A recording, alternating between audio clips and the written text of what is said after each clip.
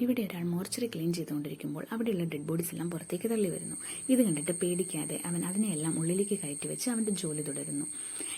എന്നാൽ വീണ്ടും ഒരു ഡെഡ് ബോഡി വീണ്ടും പുറത്തേക്ക് തള്ളി വരുന്നു. എന്നിട്ട് അവനോട് എന്തോ പറയാൻ ശ്രമിക്കുന്നു. മാർക്ക് അവന്റെ ഡെഡ് ബോഡികളോട് സംസാരിക്കാനുള്ള കഴിവുണ്ട്.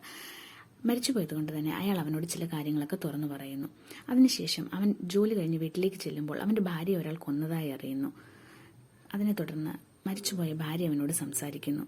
മരിച്ചുപോയതുകൊണ്ട് തന്നെ അവൾ ചില കാര്യങ്ങളെല്ലാം അവനോട് ഓപ്പണായി പറയുന്നു. അവൾക്ക് മറ്റൊരു റിലേഷൻ ഉണ്ടായിരുന്നു എന്നൊക്കെ പറയുന്നു. എന്നാൽ ഇത് കേട്ടിട്ട് മാർക്ക് ദേഷ്യപ്പെടുന്നില്ല. ട്വിസ്റ്റ് എന്താണെന്ന് വെച്ചാൽ ഇതെല്ലാം മാർക്കിന് മുന്നേ അറിയാമായിരുന്നു. മാർക്കാണ് അവളെ കൊല്ലാൻ ആളെ ഏർപ്പാടാക്കിയത്.